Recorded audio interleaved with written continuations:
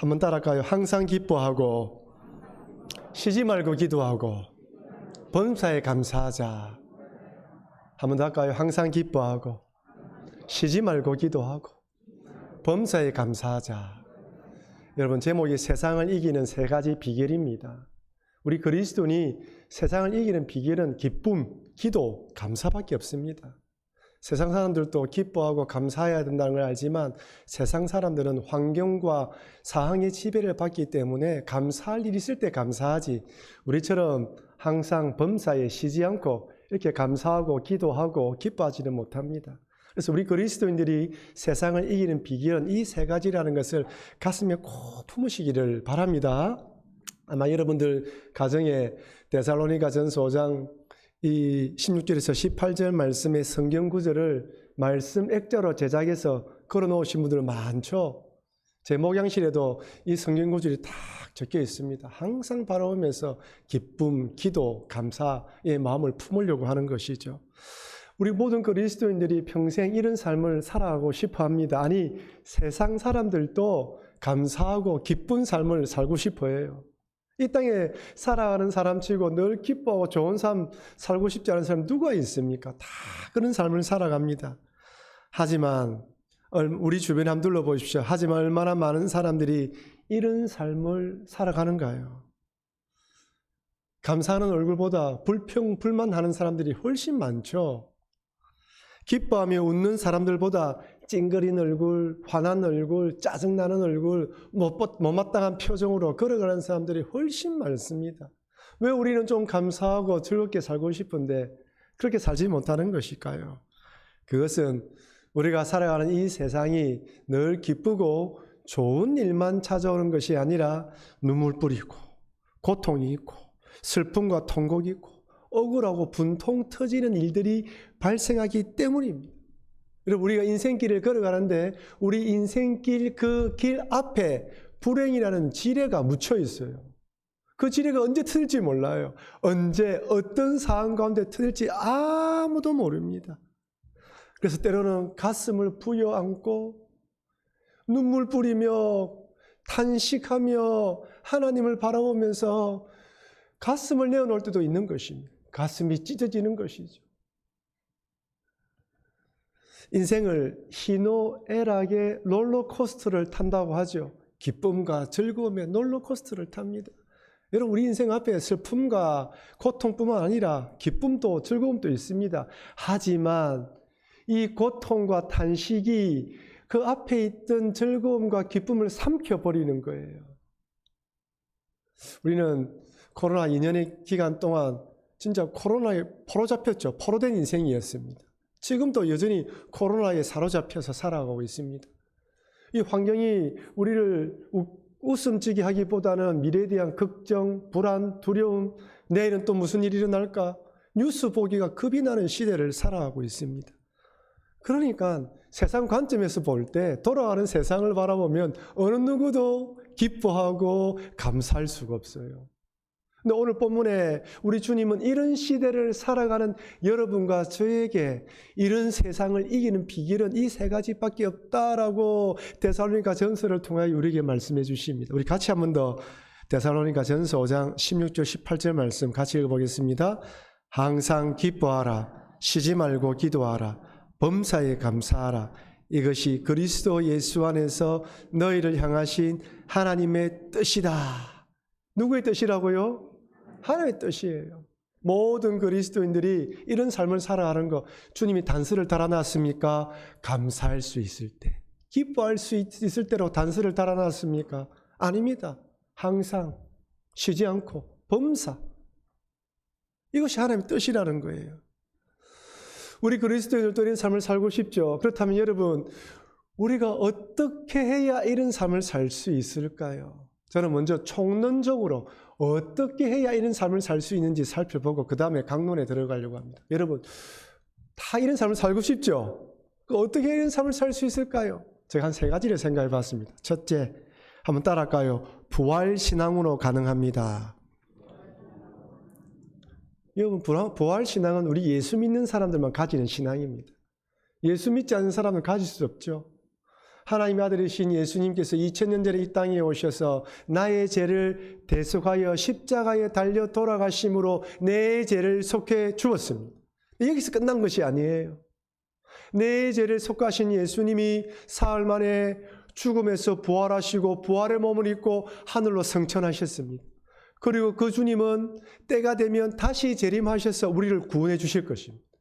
그때가 언제인지 알지 못하지만 우리 그리스도인들은 모든 분들이 이 부활 신앙을 가지고 살아갑니다. 여러분 방금 읽었던 성경 구절이 데살로니가 5장 16절에서 18절이죠. 여러분 데살로니가 전서 4장에 어떤 내용이 기록되어 있습니까? 눈 앞 싹 보십시오. 예수님의 재림에 대한 내용이 기록되어 있어요. 재림 신앙을 가진 자는 데살로니가 5장에서 얼마든지 기뻐하고 기도하고 감사할 수 있다는 것입니다. 데살로니가 전서 4장 17절 18절 같이 읽겠습니다. 그 후에 우리 살아남은 자들도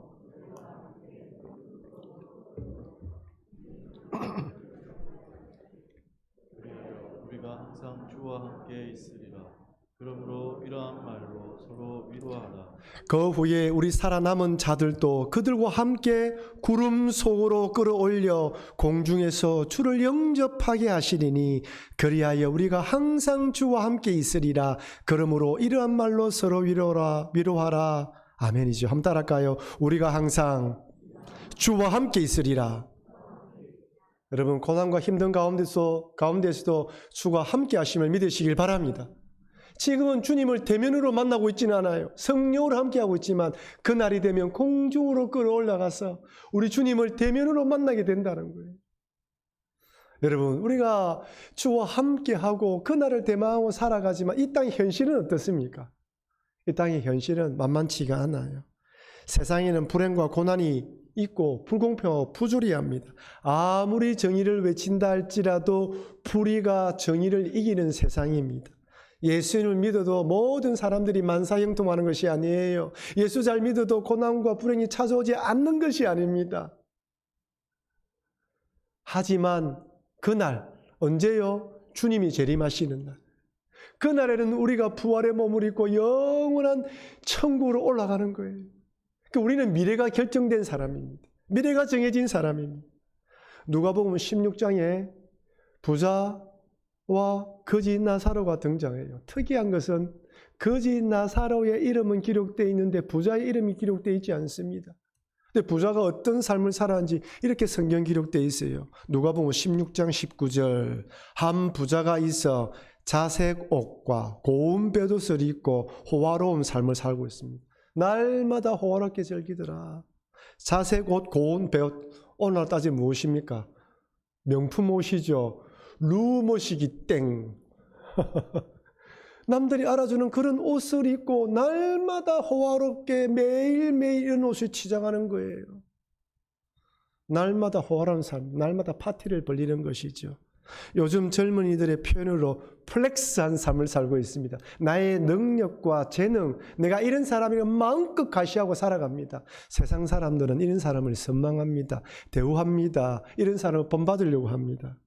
근데 그의 이름이 기록되어 있지 않아요. 주님의 관심은 이런 사람에게 없습니다. 근데 거지 나사로에 대해서는 이렇게 말합니다. 누가복음 16장 20절 21절 같이 읽겠습니다. 그런데 나사로라 이름하는 한 거지가 헌데투성이로 그의 대문 앞에 버려진 채 그의 부자의 상에서 떨어지는 것으로 배불리려 하매 심지어 개들이 와서 그 헌데를 핥더라. 이름은 나와 있는데 삶의 형편이 어떻습니까? 첫 번째 거지입니다. 헌데투성입니다. 버려졌습니다. 개들과 함께합니다. 떨어진 것을 주워 먹습니다. 누가 봐도 실패자, 패배자, 노숙자의 전형적인 모습이죠.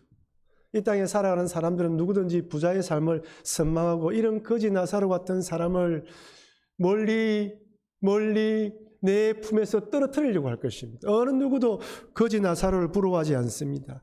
하지만 여러분, 죽음 이후가 어떻습니까? 완전히 달라져요. 나사로는 아브라함의 품에 안겨서 안식을 누리고 있는데 부자는 불꽃 가운데 씨름하고 있습니다. 이 부자가 말하기를 제발 손가락 끝에 물 한 방울 찍어서 내 혀를 시원케 해달라고 구하지 않습니까? 우리 그리스도인들이 이 땅에서 때론 가난하게 살 수도 있고 인정받지 못할 수도 있지만 결국에는 주님 품에 안겨서 안식을 누린다는 것을 믿으시길 바랍니다. 우리 모든 그리스도인의 결론이 이것이에요. 이 땅에서의 삶이 비록 슬프고 고된 삶일지라도 결론은 해피엔딩입니다. 그 해피엔딩을 바라보면서 부활신앙을 가지고 기뻐하고 기도하고 감사하라는 거예요. 여러분, 부활신앙에 확신이 없으면 믿음으로 살아가지 못하고 승리하지 못합니다. 두 번째로, 첫 번째는 부활신앙을 가져야 되죠. 그러면 두 번째는 어떤 것이 필요할까요? 한번 따라합시다. 성령의 도움을 받아야 합니다. 여러분, 우리는 이 땅에서 주님을 믿고 살아가지만 내 힘으로 살아갈 수 없습니다. 주께서 우리를 근고하시고 돕도록 성령 하나님을 보내주셔서 우리 안에 모시고 살아갑니다. 우리는 성령을 통하여 부활하신 예수님과 소통하며 하나님께 기도합니다. 그러니까 우리는 늘 성령님이 내 안에 살아계시도록 나와 밀접하게 관계를 가지고 유지하도록 성령 충만을 구하고 성령 안에 살아가야 됩니다. 다른 어떤 것보다 성령이 내 안에 역사하는 것을 간절히 바라보고 살아가야 됩니다. 에베소서 5장 18절에 이렇게 기록되어 있습니다. 술 취하지 말라. 이는 방탕한 것이니 오직 성령으로 충만함을 받으라 라고 되어 있고요. 그 다음 이어서 19절에 찬송하는 삶을 살아라. 20절에 범사에 감사해라. 21절에 피차 복종하는 삶을 살라고 합니다. 성령 충만하지 않으면 찬송할 수 없고 감사할 수 없고 복종하지 못합니다. 그래서 우리는 부활신앙을 가지고 항상 찬송하면서 또한 이 성령 충만함을 갈급해야 되는 것이죠. 마지막 세 번째는 따라합시다. 습관을 들여야 합니다. 오늘 본문에서 중요한 단어는 분명 기쁨, 기도, 찬송이죠. 기쁨, 기도, 감사입니다. 하지만 그 앞에 있는 항상, 쉬지 않고, 범사라는 단어도 중요합니다. 여러분, 이 단어는 한 번이 아니라 매번 이런 자세를 취하라는 뜻을 가지고 있습니다. 습관을 들이라는 것이죠. 어떠한 상황 가운데서도 항상 쉬지 않고 범사에 이렇게 하라는 것을 말합니다. 제가 단골로 가는 이발소 사장님은 예수님을 믿지 않으면서도 항상 긍정적으로 감사함으로 살아가는 분입니다. 제가 그분에게 머리 깎을 때마다 항상 하는 말이 사장님은 예수님만 믿으면 완벽한 예수쟁이입니다 라고 이야기를 해요. 그분이 하는 말이 목사님 저는 하루에 꼭 세 가지에서 5가지는 감사한 기도 제목을 꼭 찾습니다. 얼마나 많은 손님을 만나겠습니까? 많은 사람을 만나지만 도저히 불평하고 원망하는 사람은 좀 멀리 하려고 하고 좀 감사하는 사람들과 같이 잘 지내려고 합니다. 그러면서 몇 가지 감사하는 부분들을 이야기를 합니다. 본인의 집이 보수동에 조금 높은 데에 집이 있다고 합니다. 그러면 사실은 말씀이 목사님 낮은 지대에 버스 정류장에 사는 사람들이 폐암에 잘 걸린다고 하더군요. 저는 걸어서 운동하고 좋은 공기 마셔서 감사합니다 라고 이야기를 해요. 그리고 이발소를 운영하기 때문에 가만히 있어도 고객이 찾아오기 때문에 감사하다는 거예요. 더운 여름날, 추운 겨울날에 쫓아다니면서 고객을 찾아가지 않아서 감사하다는 거예요. 더 중요한 것은 목욕탕에 이발소가 있기 때문에 커다란 풀장을 두고 있는 사무실이 어디에 있습니까? 감사하죠. 이런 이야기를 합니다. 한 번은 치과를 다녀오셨는지 하시는 말씀이 목사님 치과 의사를 보니까요 돈은 많이 버시는데 매일 남의 썩은 이빨 막 뒤적거리는 거 보니까 차라리 제 직업이 깔끔합니다. 그렇지 않습니까? 깔끔하게 이발해가지고 나가지 않습니까? 다들 좋아하는 것이죠. 그러면서 그분이 하는 말이 목사님 가만히 보니까요 불평하는 것도 습관이고 감사하는 것도 습관인 것 같습니다. 이런 맞는 말이지 않습니까? 습관이에요. 여러분 주변에 보십시오. 불평하는 사람 보십시오. 늘 불평합니다. 감사하는 사람은 늘 좋은 것만 발견하지 않습니까? 습관이 들여야 되는 거예요. 여러분 요즘 다이어트에 관심이 많은 다이어트 하는 분들이 아무리 다이어트에 관심을 많이 가져도 식습관을 조절하고 식습관을 좋은 식습관으로 습관을 들이지 않으면 또다시 이전처럼 돌아가게 되어 있습니다. 음식을 조절해야 되는 것이죠. 말과 행동도 동일합니다. 방금 말씀드린 것처럼 항상 불평불만하는 사람들은 항상 불평불만합니다. 좋은 것은 절대로 보지 않아요. 좋은 것은 당연하게 여기고 좋지 않은 것만 콕 집어서 끄집어내서 득달처럼 달려들어서 마치 하이에나가 뭔가를 발견한 것처럼 딱 물고 놓지를 않습니다. 그러나 감사하는 사람 보십시오. 잘못된 것보다 좋은 것을 발견하고 칭찬하고 격려합니다. 이런 사람 옆에 있으면 편안합니다. 왜? 실수할까 봐 겁을 내지 않아도 되거든요. 좋은 것을 부각시켜 주니까 자부심이 생기고 자존감이 높아집니다. 그러니까 불평불만한 사람 주위에는 사람이 없고 칭찬하고 격려하고 좋은 것하고 이야기하고 감사하는 사람 주변에는 항상 사람들이 차고 넘칩니다. 그러니까 여러분 때로는 내 주변을 한번 바라보면서 내 주변에 어떤 사람들이 모여 있나 한번 우리 자신을 돌아봐야 되는 것이죠. 그래서 우리가 살아가면서 부활신앙을 가지고 성령의 충만함을 구하면서 주님 이런 삶을 살아갈 수 있도록 습관을 들이도록 하겠습니다. 도와달라고 기도하면서 달려갈 때 항상 기뻐하고 쉬지 않고 기도하고 범사에 감사하는 삶을 살아가게 되는 것입니다. 그렇다면 강론으로 들어가서 먼저 오늘 본문은 항상 기뻐라고 명령하십니다. 여러분 기쁨은 우리의 감정 중에 하나이죠. 슬픔, 화, 분노, 그 다음에 기쁨, 여러 감정 중에 하나입니다. 의학적으로 사람이 기뻐하는 이유는 우리 뇌 속에 있는 세라토닌이라는 신경 전달 물질 때문이라고 합니다. 어린아이들이 작은 일에도 깔하고 웃는 것은 이 신경 전달 물질이 많이 분비되니까 아이들은 작은 일에도 웃는 거예요. 하지만 나이가 들어서 갱년기가 찾아오고 또한 심하게 스트레스를 받거나 큰 상처를 입으면 이 세라토닌 분비가 줄어든다고 합니다. 그럼 무슨 일이 찾아올까요? 우울증이 찾아와요. 지금 전 세계에서 가장 많이 팔리는 약 중에 하나가 바로 항우울제. 이 약은 세라토닌을 분비해주는 약이라고 합니다. 여러분 사실 현대를 살아가는 모든 사람들은 우리 그리스도인뿐만 아니라 세상 사람들도 치열한 경쟁 사회에 살아가잖아요. 성자 독식의 사회에 살아가기 때문에 모든 것이 경쟁입니다. 스트레스를 다 받아요. 어린아이들은 어린아이대로, 어른들은 어른대로, 우리 어르신들은 어르신대로 스트레스를 받으면서 살아갑니다. 그러나 기뻐할 수가 없는 거예요. 특히 요즘은 초개인주의 사회죠. 1인 가구가 점점 늘어가면서 외로움이 사회적 문제로 부각되고 있습니다. 세계적인 정치 경제학자 노리나 허츠라는 사람이 고립의 시대라는 책을 주관해냈습니다. 이 사람은 외로움 때문에 파생되는 사회 문제, 사회 경제적 비용에 관해서 분석 후 대안을 제시했습니다.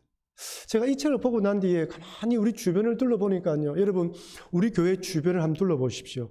새로 짓고 있는 빌딩을 보면 대부분이 오피스텔이에요. 1인 오피스텔이 많습니다. 얼마 전에 통계를 보니까 우리나라 1인 가구가 40%를 넘어섰다고 합니다. 10가구 중 4가구가 1인 가구입니다. 혼자서 자유롭게 살 수는 있는데 문제는 외로움이에요. 여러분 불 꺼진 집에 혼자 들어가는 것이 마음이 어떤지 아시는 분은 아실 겁니다. 처음에는 혼자서 즐거운 시간을 보냈는데 시간이 지나다 보면 불 꺼진 방에 혼자서 문을 열고 불을 켜고 들어가는 것이 힘들어서 어떤 분들은 집에 들어가기 전에 자동 센서로 불을 환하게 켜놓는 분도 있고요. 또 어떤 분은 고양이나 개를 키우면서 외로움을 달래기도 합니다. 여러분 사람이 외로우면 무엇을 할까요? 세상 사람들이 외로우면 무엇을 찾습니까? 게임, 술, 도박. 젊은 사람들은 SNS, 컴퓨터. 혼자 있으니까 점점 컴퓨터라든지 술이나 게임, 도박에 손을 대는 사람들이 많아집니다. 여러분 이런 것들은요 반드시 중독으로 넘어가요. 처음에는 한번 짧은 시간에 이 외로움이 그다음에 쾌감이 찾아오는데 똑같은 것을 반복하면 쾌감이 줄어듭니다. 시간이 늘어야 되고 횟수가 늘어나게 됩니다. 한 잔 먹었던 순이 한 병, 그 다음에는 한 박스가 되는 거예요. 그래서 외로움 후에는 반드시 중독으로 연결되기 때문에 사회적 문제가 발생하게 되어 있습니다. 영국의 존 콕스라는 재단은 외로움에 관한 보고서를 발표하면서 외로움을 이렇게 정의했습니다. 외로움은 하루에 담배 15개 피를 피우는 것만큼이나 해롭다. 외로움이라는 것이 그만큼 사람을 힘들게 만든다는 것이죠. 여러분, 영국에는 2018년도에 외로움 부서가 만들어졌어요. 그리고 외로움 부서 담당 장관이 생겨나서 그 장관이 외로움 문제에 대해서 전문적으로 지금 해결하기 위해서 뛰어다니고 있습니다. 이 책에서는 외로움을 극복할 수 있는 대안을 제시했는데 중요한 키워드가 바로 접촉입니다. 사람과 만나고 좋은 공동체에 소속되어서 외로움을 극복하라고 이 책은 제시하고 있어요. 그리고 여러 가지 대안들을 만들어 놓았습니다.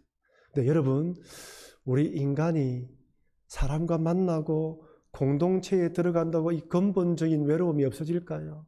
이 고독과 외로움. 여러분, 우리 영혼의 외로움은 하나님을 만나지 않으면 절대로 해소되지 않습니다. 이 인간의 근본적인 외로움은 하나님과 떨어졌기 때문에 생기는 외로움이기 때문에 하나님과 밀접한 관계를 가져야 됩니다. 그래서 접촉을 해야 되는데 중요한 것은 하나님과 접촉을 하고 난 뒤에 이어서 사람과 접촉을 해야 되는 것이죠. 사도 바울은 빌립보에 보낸 편지에서 이렇게 권면합니다. 빌립보서 4장 4절 말씀 같이 한번 읽어보겠습니다.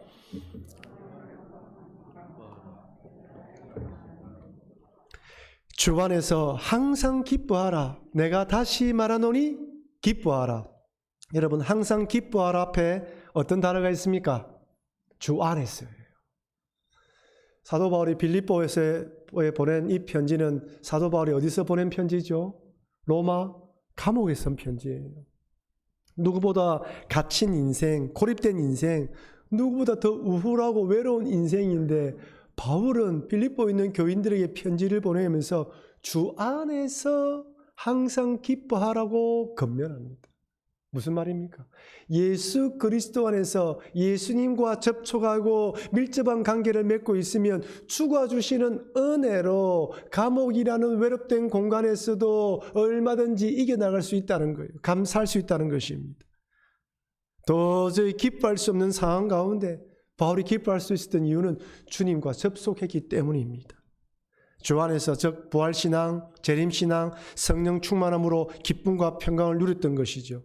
이것이 바로 외롭고 우울한 시대에 스트레스가 많은 현대를 살아가는 그리스도인들이 기쁨을 누릴 수 있는 유일한 방법입니다.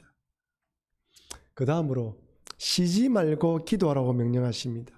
여기서 쉬지 말고라는 헬라어 단어는 항상 기뻐하고라고 할 때 항상과 동일한 의미예요. 변함없이 기뻐하고 기도하라는 것이죠. 그런데 쉬지 말고라는 헬라어 뜻에는 밑바닥, 10년이라는 뜻이 포함되어 있습니다. 저 밑바닥에는 뜻이 포함되어 있어요. 무슨 말일까요? 저 밑바닥에 도착할 듯한 절망적인 상황이 찾아온다 하더라도 어떻게 하라고요? 기도하라는 거예요. 여러분, 기도하다 보면 내 기도가 응답되지 않은 것 같아서 또한 아무리 기도해도 상황이 악화되는 것 같아서 기도를 중단하고 싶을 때가 있지 않습니까? 이때라도 어떻게 해라? 쉬지 말고 기도하라는 것입니다.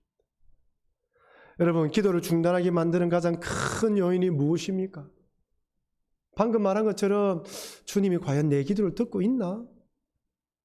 아니, 기도하는데 왜 상황이 풀리지 않고 더 안 좋아지지? 누구든지 이때는 기도를 그만두고 싶습니다. 주님, 우리가 이런 상황을 만나면 기도를 그만두려고 하는 유혹이 찾아온다는 것을 알기 때문에 누가복음 18장 1절에서는 이렇게 말씀합니다. 예수께서 그들에게 항상 기도하고 낙심하지 말아야 할 것을 비유로 말씀하여, 한번 따라합시다. 항상 기도하고 낙심하지 말라. 주님이 우리가 낙심할 수 있다는 것을 아십니까? 모르십니까? 아시는 거예요. 그런 상황이 찾아올 수 있다. 정말 요셉처럼 뭔가 되는 듯 하면서도 안 되는 일, 힘든 일이 찾아올 수 있다. 하지만 그럼에도 낙심하지 말고 기도하라는 것입니다. 예수님은 누가복음 18장 1절에서 이 억울한 과부와 불의한 재판장의 비유를 설명해 주시면서 결론적으로 어떻게 말씀합니까? 누가복음 18장 7절, 우리 크게 같이 한번 읽어보겠습니다. 하물며 하나님께서 거반나 부르짖어 택하신 자들의 원한을 풀어주지 아니하겠느냐? 그들에게 오래 참으시겠느냐? 원한을 풀어주지 않겠느냐?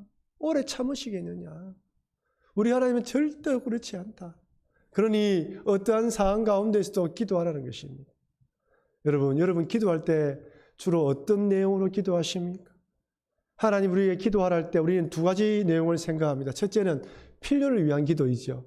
일용할 양식을 달라고 기도하라는 것처럼 하나님 이 땅에 살아가면서 일용할 양식이 필요합니다. 이것저것 필요합니다라고 간청하는 기도가 있습니다. 이게 첫 번째 기도이죠. 두 번째 기도는 무엇입니까? 하나님의 뜻을 알기 위한 기도입니다. 오늘 여기 기도하라는 이 헬라 뜻이 간청의 기도보다는 하나님의 뜻을 알기 위해서 하는 기도의 의미가 더 많이 포함되어 있어요. 내 뜻, 내 소원만 아뢰는 것이 아니라 진정 하나님 원하시는 뜻이 무엇인지 발견하기 위해서 내 것을 내려놓고 하나님의 뜻을 구하는 기도를 하라는 것입니다. 로마서 12장 2절에서 하나님의 기뻐하시고 선하시고 온전한 뜻이 무엇인지 분별하라고 말씀했던 것처럼 늘 주님께 기도하면서 이 뜻을 분별하라는 것이죠. 그러니 여러분 어떠한 상황 가운데에서도 간청의 기도와 하나님의 뜻을 분별하는 그런 기도로 나아가시는 여러분과 제가 되길 바랍니다. 마지막 세 번째로는 범사에 감사하라고 합니다. 여기 범사란 헬라 뜻은 모든 일에 어떠한 환경에서라는 의미입니다. 그래서 영어 성경에서는 모든 환경에서 감사라고 번역했습니다. 여러분 세상 사람들이 언제 감사합니까? 감사 조건이 있을 때 감사합니다. 세상 사람들은 감사하는 조건이 있을 때 감사합니다. 근데 여러분 감사의 조건은 주관적이에요. 어떤 사람에게는 감사하지 못하는 조건이 어떤 사람에게는 감사의 조건이 됩니다. 그래서 나의 감사의 기준을 조금 낮춰보면 훨씬 더 감사가 많을 수가 있어요. 저는 목사이기 때문에 병원이나 장례식장에 많이 가죠. 생사의 기로에 서 있는 사람을 많이 만나기도 합니다. 그러면 그런 곳을 신방하고 놓을 때마다 코에 호흡이 있고 걸어다닐 수 있다는 것이 얼마나 감사하고 모든 일상의 삶이 은혜로 살아가는 것이구나를 매번 깨닫게 됩니다. 여러분 병원에 가보십시오. 종합병원에 가보면요. 이 진료하는 과가 얼마나 많습니까? 다분화되어 있어요. 옛날에는 외과, 내과 큰 제목으로 갖춰져 있다면 지금 세분화되어 있지 않습니까?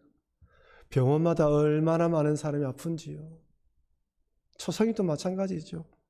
가끔 텔레비전을 보다 보면 먹을 것이 없어서 굶주린 아프리카 아이들의 사연이 소개됩니다. 몇 주 전에 보니까 그 아이는 먹을 것이 없어서 진흙을 먹고 있더군요. 그러니 그런 것을 바라볼 때 하나님 일상의 삶을 살아가고 있는 것이 얼마나 감사한 일입니까? 라고 감사 제목을 찾을 수 있는 것이죠. 제가 이렇게 말씀드리면 어떤 분은 목사님 남과 비교해서 감사하는 것은 너무 좀 수준 낮은 감사가 아닙니까? 라고 말할 수 있습니다. 근데 여러분 한번 생각해 보십시오. 보통의 사람들은 얼마든지 감사할 수 있는 조건임에도 불구하고 자기보다 조금 더 나은 사람과 비교하여서 불평불만하지 않습니까? 사람들이요, 자기보다 못한 사람들로 바라보고 감사하기보다는 조금 좋은 사람들을 바라보면서 그거 가지지 못한 것에 불평하는 것이 인간 마음이에요. 1620년 12월 26일 청교도 102명이 미 대륙 플리머스 해변에 상륙했습니다. 그때 이들이 6가지 감사를 했다고 합니다. 한번 보십시오. 첫째, 180톤밖에 안 되는 작은 배였지만 평균 시속 2마일로 117일간 무사히 항해했음에 감사합니다. 1620년도니까 배가 얼마나 열악했겠습니까? 117일간 무사히 항해해서 감사했다고 기록했습니다. 둘째, 항해 중 2명이 죽었으나 한 아이가 태어났음에 감사합니다. 2명이 죽은 것보다 한 아이가 태어난 것에 감사하고 있습니다. 셋째, 폭풍으로 큰 도시 부러졌으나 파손되지 않았음에 감사합니다. 넷째, 큰 파도에 밀려 여자들이 바다에 빠진 사건이 2번 있었으나 모두 구출되었음에 감사합니다. 다섯째, 신대륙 접근 뒤 일부 인디언의 방해로 상륙 못했다가 한 달 만에 안착하게 됨에 감사합니다. 마지막입니다. 3개월 항해 중에 고향으로 돌아가겠다는 사람이 한 명도 없었음에 감사합니다. 죽은 자가 생기고 도시 부러지고 인디안들의 방해가 있음에도 불구하고 그들은 감사 제목을 찾아서 하나님께 감사 제목을 올려드렸습니다. 영국의 유명한 주석가 매티 헨리라는 분이 어느 날 갑자기 길을 가다가 강도를 만나서 두들겨 맞고 모든 걸 다 빼앗겼습니다. 정신을 차리고 각각스럽게 집에 돌아와서 서재에 앉아서 4가지 감사 제목을 기도 제목을 가지고 하나님께 감사 기도 올렸습니다. 첫째, 예전에 도둑 맞지 않은 것에 감사합니다. 둘째, 자기 생명을 도둑 맞지 않은 것에 감사합니다. 세 번째, 아직도 자기에게 무언가 남아있는 것에 감사합니다. 넷째, 자신이 강도가 되지 않은 것에 감사합니다. 감사를 찾아보면요, 감사거리가 참 많습니다. 오늘 이 말씀을 들으시면서 돌아가시기 전에 하나님 내가 감사할 제목들이 무엇입니까? 한 6가지, 한 4가지라도 한번 기록해 보시면 좋을 것 같습니다. 범사에 감사라는 말씀은 어떠한 상황과 환경 가운데에서도 감사 제목을 찾으라는 것입니다. 불평, 불만, 원망할 수밖에 없는 상황일지라도 감사 제목을 찾으라는 것이죠. 그러면 그 감사가 원망을 극복하게 만들고 다시 일어설 힘을 제공해 줍니다. 여러분, 감사는 소망을 불러일으키지만 불평, 불만은 절망에 빠지게 만듭니다. 감사는 내일에 대해서 꿈을 꾸게 하지만 원망은 내일을 보지 못하게 만듭니다. 내일을 보고 싶은 분들은, 내일에 대한 소망을 가지기 원하시는 분들은 감사를 많이 하시기를 바랍니다. 사랑하는 성도 여러분, 우리가 지금 살아가고 있는 이 세상은 기뻐하고 기도하고 감사할 수 없는 세상임에 틀림이 없습니다. 눈물 흘리며 걱정, 근심할 때가 더 많은 것이죠. 눈물 골짜기, 사망의 엄침한 골짜기를 지날 때가 많습니다. 하지만 이런 세상 가운데 우리 그리스도인들이 승리할 수 있는 비결은 부활신앙과 성령 충만함으로, 또한 항상 기뻐하고 쉬지 않고 기도하고 범사에 감사하는 삶의 습관을 들일 때 그 어떤 상황 가운데서 승리할 수 있습니다. 그러니 여러분, 남아있는 인생 동안 어떠한 상황 가운데 있을지라도 항상 기뻐하고 쉬지 않고 기도하고 범사에 감사하는 삶의 습관을 들여서 모든 상황 속에서도 승리하시는 여러분과 제가 되길 주의 이름으로 축원합니다.